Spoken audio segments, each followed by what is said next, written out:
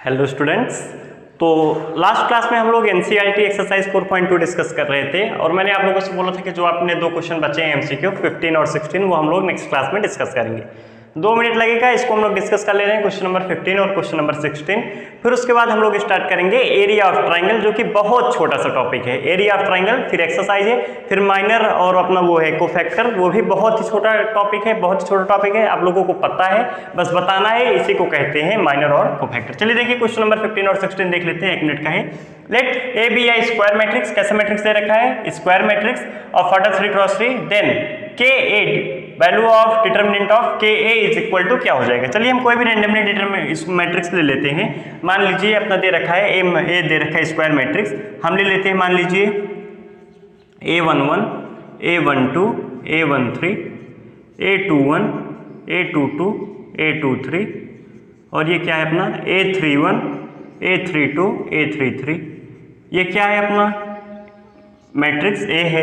तो के ए कितना हो जाएगा? के ए बोलिए। के ए जब हम लोग मैट्रिक्स में मल्टीप्लाई करते हैं, ध्यान से सुनिएगा, जब हम लोग मैट्रिक्स में मल्टीप्लाई करते हैं किसी कांस्टेंट से, तो हम क्या करते थे? सभी रोज में करते थे या फिर सभी कॉलम्स में करते थे। चलिए क्या हो जाएगा? के ए 11, के ए 12, के ए 13, यहाँ पे क्या हो जाएगा? के ए 21, के ए 22, के ए 23, के ए 31, के ए 32, के ए 33। यही तो हो जाएगा, बोलिए। जब के से मल्टीप्लाई करेंगे तो डिटरमिनेंट ऑफ के ए अब कितना हो जाएगा? Determinant of K A is equal to determinant of K A 11, के ए 12, के ए 13, ऐसे ऐसे आपका कहाँ तक जाएगा?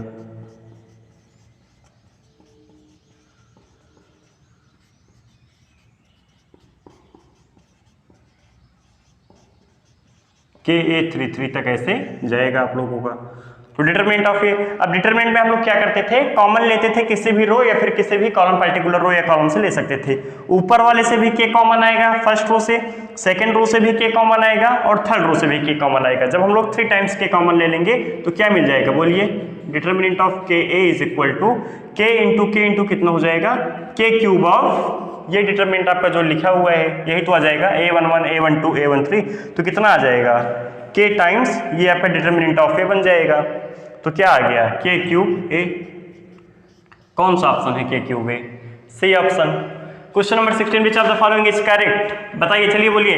Determinant is A square matrix, ये कहना सही है क्या? बिल्कुल गलत है, क्योंकि डिटरमिनेंट की न्यूमेरिक वैल्यू आती है, डिटरमिनेंट की हमें वैल्यू मिलती है, मैट्रिक्स की वैल्यू कहाँ मिलती है? Determinant is A square matrix, गलत है। स्क्वायर मैट्रिक्स तो ये है, ये स्क्वायर मैट्रिक्स है आपका, ये 3 क्रॉस 3, रो और कॉलम इक्वल है, 3 रोज हैं 3 कॉलम से स्क्वायर मैट्रिक्स है।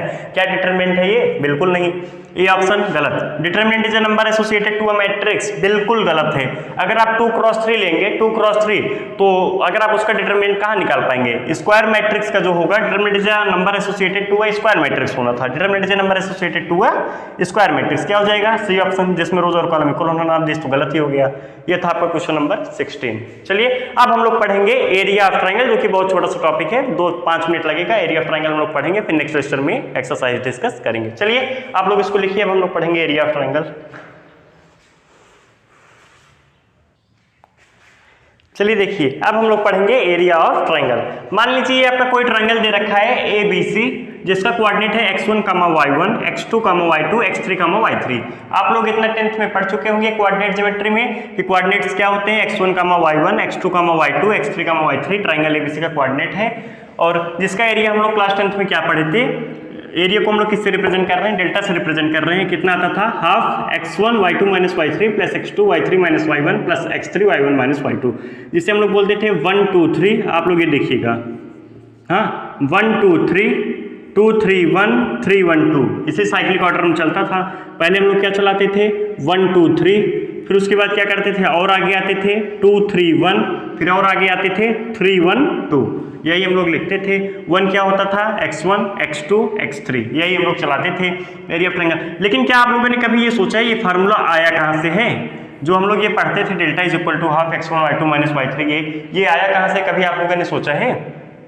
ये आपका निकल के आता है डिटरमिनेंट से। देखिए डिटरमिनेंट जब आप लोग लिखेंगे, जैसे आपका कोऑर्डिनेट दे रखा है, तो डिटरमिनेंट अगर आप लिख रहे हैं x1 y1 1 x2 y2 1 x3 y3 1। यहाँ पे आप क्या लगाएंगे, हाफ लगाएंगे, half times of this, delta is equal to आपका यही आता है। जब आप कॉलम 1 के लॉन्ग एक्सपेंड करेंगे तो आपका जो एरिया आएगा वो यही आएगा। देखिए x1, अब आप ये रो ये कॉलम भूल जाएंगे तो क्या आएगा y2 माइनस y3, फिर उसके बाद क्या आएगा यहाँ पे minus time x2 y1 minus y3, लेकिन यहाँ पे क्या लिखा है y3 माइनस y1, माइनस आगे आएगा, माइनस माइनस क्या हो जाएगा प्लस, ऐसे आपका x3 y1 माइनस y2। कहने का मतलब ये है जो आपका ये आता है एरिया ऑफ ट्राइंगल वो इस डिटरमिनेंट से निकल के आता है। x1 y1 क्या है कोऑर्डिनेट, x2 y2 क्या है बी कोऑर्डिनेट, x3 y3 क्या है सी कोऑर्डिनेट, 1 1 1 आपको कांस्टेंट ही है हाफ। मेरे हिसाब से आप लोग समझ रहे हैं। अगर आप लोगों को ट्राइंगल का कोऑर्डिनेट्स दिया रहेगा तो क्या आप लोग एरिया निकाल लेंगे डिटरमिनेंट से। अभी हम लोग जब स्ट्रेट लाइन पढ़ेंगे तो वहां निकालेंगे हम लोग एरिया ऑफ ट्राइंगल, फिर से एक बार वहां समझेंगे। लेकिन आप लोग ये समझ लीजिए अभी डिटरमिनेंट x1 y1 क्या है ए कोऑर्डिनेट, x2 y2 क्या है बी कोऑर्डिनेट, x3 y3 क्या है आपका सी कोऑर्डिनेट। 1 1 1 कांस्टेंट ही, बस आपको डिटरमिनेंट सॉल्व करना रहेगा, बस यही आपका होता है एरिया ऑफ ट्राइंगल। ध्यान समझिएगा, एरिया ऑफ ट्राइंगल आपका कभी निगेटिव नहीं हो सकता है। एरिया कभी निगेटिव हो सकता है क्या, नहीं। आप लोग ये लिखेंगे अपने भाषा में लिखेंगे। पहला पॉइंट क्या लिखेंगे, एरिया ऑफ ट्राइंगल कभी निगेटिव नहीं हो सकता है, वो हमेशा कैसे आएगा पॉजिटिव आएगा। पहला पॉइंट आप लोग ये लिखेंगे। दूसरे पॉइंट्स में आप लोग क्या लिखेंगे, चलिए बोलिए। दूसरे पॉइंट्स में आप लोग ये लिखेंगे अगर area of triangle by the chance zero आ जा रहा है, जीरो तो मतलब तीनों पॉइंट्स कैसे हैं आपके कोलिनियर। कोलिनियर हम लोग किसे बोलते हैं, जब आपका तीनों पॉइंट्स सेम ही लाइन में आ जाए। जब तीनों पॉइंट्स आपके सेम लाइन में आते हैं उसे हम लोग क्या बोलते हैं कोलिनियर। ट्राइंगल आपका तभी फॉर्म होगा जब तीनों पॉइंट्स आपके कोलिनियर नहीं होंगे। कोई भी दो पॉइंट्स कोलिनियर हो सकते हैं लेकिन तीसरा पॉइंट नॉन कोलिनियर होना चाहिए। कोलिनियर पॉइंट्स हम लोग ऐसे पॉइंट्स को कहते हैं जो सेम लाइन में आते हैं। जैसे चलिए देखिए 1 2 3 आपका 3 पॉइंट ये है, ये आपका कोलिनियर नहीं है। आप इसको ऐसे किसी भी तरह ज्वाइन करेंगे सेम लाइन में नहीं आएगा। लेकिन 1 2 3 ये देखिए आपका सेम लाइन में आ रहा है, ये कैसा हो गया कोलिनियर। ये कैसा हो गया आप लोगों का कोलिनियर। 1 2 3 यहाँ रख दीजिए, ये भी कोलिनियर नहीं है क्योंकि ये एक लाइन हो जाएगा ऐसे, ये ऐसे एक लाइन हो जाएगा। कहने का मतलब ये कोलिनियर पॉइंट्स हम ऐसे पॉइंट्स कहते हैं जब तीनों पॉइंट्स आपका सेम लाइन में आ जाता है। अगर आपका एरिया ऑफ ट्राइंगल जीरो आ रहा है मतलब वो कैसा है, तीनों पॉइंट्स कोलिनियर हैं। आप लोग लिखेंगे अपने लैंग्वेज में एरिया ऑफ ट्राइंगल नेगेटिव नहीं हो सकता है। फर्स्ट पॉइंट, अगर एरिया ऑफ ट्राइंगल जीरो आ रहा है मतलब तीनों पॉइंट्स कैसे हैं कोलिनियर। अगर आपको एरिया दे रखा है और कोऑर्डिनेट पूछा है तो आप प्लस माइनस दोनों साइन लेके सॉल्व करेंगे तो आप लोगों का कोऑर्डिनेट आएगा। आप लोग ये 3 पॉइंट्स लिखिएगा, नहीं तो आपके एनसीईआरटी में दे रखा है, आप लोग वहां से लिख सकते हैं। चलिए आप लोग ये बना लीजिएगा कोलिनियर क्या है, ट्राइंगल कब फॉर्म होगा जब तीनों पॉइंट्स कोलिनियर नहीं होंगे। ट्राइंगल कब फॉर्म होगा जब तीनों पॉइंट्स कोलिनियर नहीं होंगे।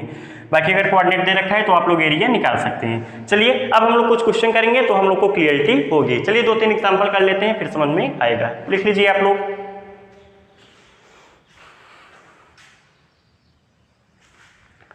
देखिए अब हम लोग को क्या निकालना है, find the area of triangle. आपको वर्टिसेस दे रखे हैं इतना, अभी हम लोगों ने फार्मूला पढ़ा है। अगर आपको तीनों कोऑर्डिनेट्स दे रखे हैं तो क्या होगा, ये आपका क्या है x1 y1, ये क्या है x2 y2, ये क्या है x3 y3। तो एरिया ऑफ ट्राइंगल कितना हो जाएगा, चलिए बोलिए।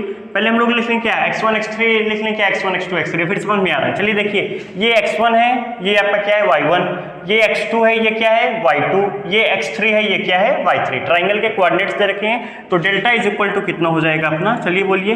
हाफ ऑफ कितना होगा x1 y1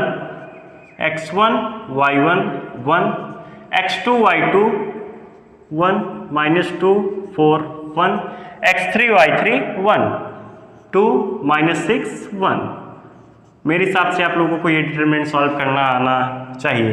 अब हम लोग क्या करेंगे, ध्यान से देखिए, जीरो क्रिएट कर देंगे, row 1 goes to row 1 minus row 2। ध्यान से देखिएगा, row 1 goes to row 1 minus row 2 और row 2 goes to row 2 minus row 3, row 2 goes to row 2 minus row 3।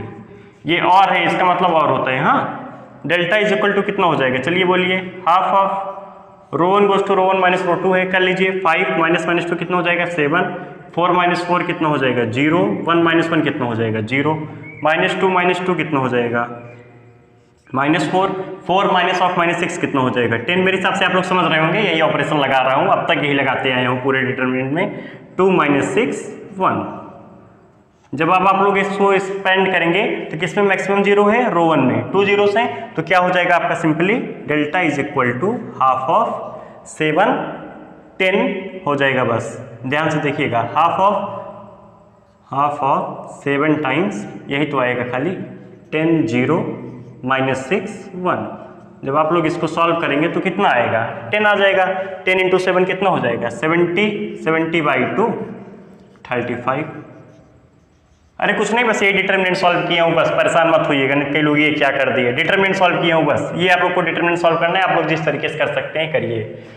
इसमें क्या है, find the value of lambda so that the points, आपको 3 points दे रखे हैं, आर कोलिनियर। तो आप लोग क्या करेंगे, simply area of triangle is equal to 0 कर देंगे। कोलिनियर के केस में क्या होता है, जब तीनों पॉइंट्स आपके कोलिनियर होंगे तो एरिया ऑफ ट्राइंगल कैसा आएगा, 0। कॉन्सेप्ट है, ध्यान से सुनिएगा, एरिया ऑफ ट्राइंगल 0 है तो ये कंक्लूजन निकाल लीजिएगा तीनों पॉइंट्स कोलिनियर हैं, या फिर तीनों पॉइंट्स कोलिनियर हैं, ये कंक्लूजन निकाल लीजिएगा एरिया ऑफ ट्राइंगल 0 है। दोनों का मतलब एक ही है।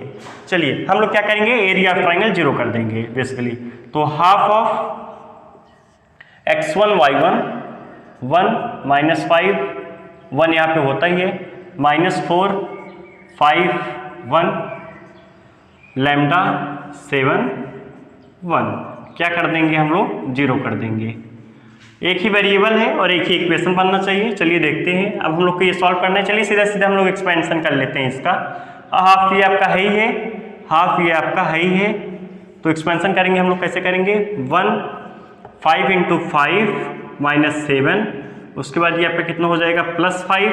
जब यहाँ पे आपका +5 हो जाएगा तो इस रो इस कॉलम को छोड़ दीजिए, -4 -4 लैम्डा। डिटरमिनेंट सॉल्व कर रहा हूँ बस, एक्सपेंशन कर रहा हूँ बस, +1 अब इस रो इस कॉलम छोड़ दीजिए, 7 इंटू 4 -28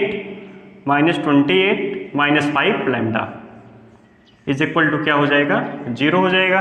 हाफ 2 यहाँ जाएगा, मल्टीप्लाई होगा तो ये क्या हो जाएगा, 0 हो जाएगा ये भी। तो 5 इंटू 7 कितना हो जाएगा, ये हाफ चला गया है, ये हाफ 2 को उधर ले गया मैं, 1/2 2 इंटू 0 कितना हो गया, 0। तो 5 - 7 -2 ये कितना हो जाएगा, -20 -5 लैम्डा। यहाँ से बोलिए -28 -5 लैम्डा इज इक्वल टू 0। चलिए सॉल्व कीजिए, -2 -20 -22 -22 -30 -50 -10 lambda is equal to 0। Means 10 lambda is equal to -50। Lambda is equal to कितना आ जाएगा, -5। तो लैम्डा की वैल्यू कितनी आ गई, -5 आ गई। मेरे हिसाब से आप लोग समझ पा रहे होंगे, कोलिनियर था, कुछ नहीं किया है, एरिया ऑफ ट्राइंगल 0 कर दिए। जब आप लोग डिटरमिनेंट एक्सपेंड करेंगे, ये आपका लैम्डा है, कंफ्यूज मत होइएगा, लैम्डा है। जब आप इसको एक्सपेंशन करेंगे तो यही बनेगा हाफ। सीधा सीधा हमने एक्सपेंड कर दिया, कोई ऑपरेशन नहीं लगाया क्योंकि बहुत बड़ा डिटरमिनेंट नहीं था। तो आप लोगों का क्या बन जाएगा, यही इक्वेशन बन जाएगा, लैम्डा की वैल्यू कितनी आ जाएगी, -5। चलिए हम लोग एक क्वेश्चन और करेंगे, लास्ट क्वेश्चन, तो आप लोगों को क्लियरिटी होगी। चलिए आप लोग इसको लिख लीजिए। चलिए देखिए, ये अपना आज का लास्ट क्वेश्चन है।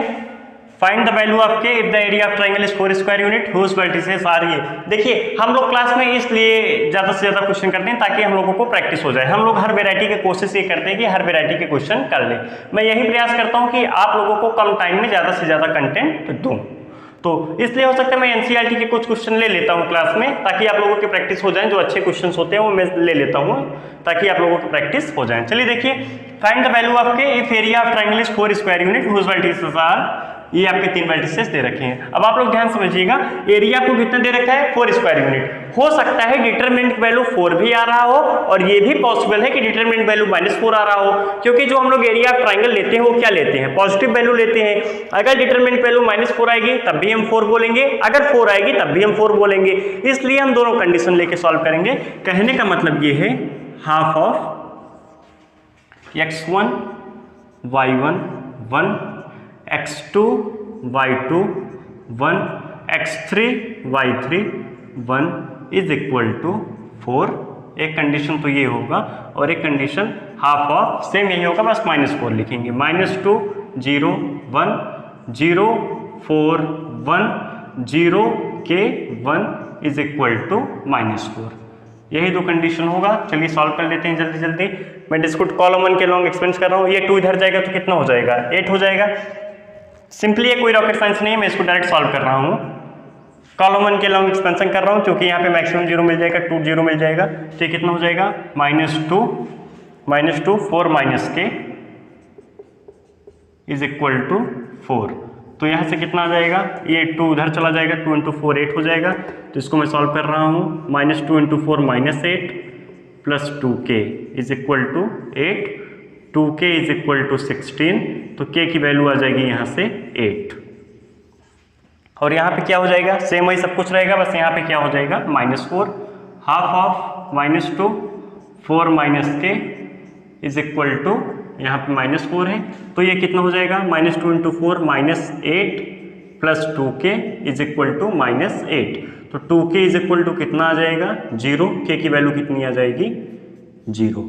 तो k की दो वैल्यू आ रही है, k इज इक्वल टू 0 और k इज इक्वल टू 8। मेरे हिसाब से आप लोग इसको समझ पा रहे होंगे।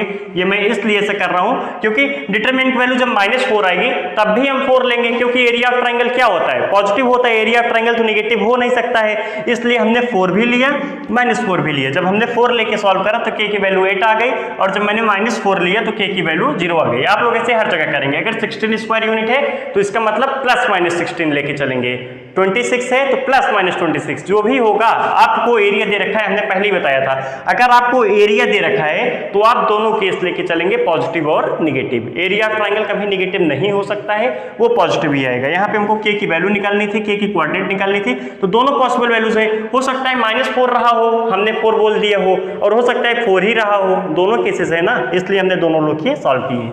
अब आप लोग नेक्स्ट लेक्चर में आप लोगों का होमवर्क है NCERT एक्सरसाइज 4.3, ये हम लोग नेक्स्ट क्लास में डिस्कस करेंगे। चलिए फिर मिलेंगे नेक्स्ट लेक्चर में। उम्मीद करता हूँ आप लोगों को समझ में आ रहा है। अगर आप लोगों को नहीं समझ में आ रहा है तो आप लोग कमेंट बॉक्स में हमको बता सकते हैं, कमेंट बॉक्स में आप पूछ सकते हैं, और जो भी डाउट हो, जो भी प्रॉब्लम हो, आपको मतलब कॉलेज से रिलेटेड प्रॉब्लम हो, आप कहीं पे एडमिशन वगैरह ले रहे हैं तो वो भी आप पूछ सकते हैं। चलिए ठीक है, फिर मिलते हैं नेक्स्ट क्लास में। Okay, thank you class.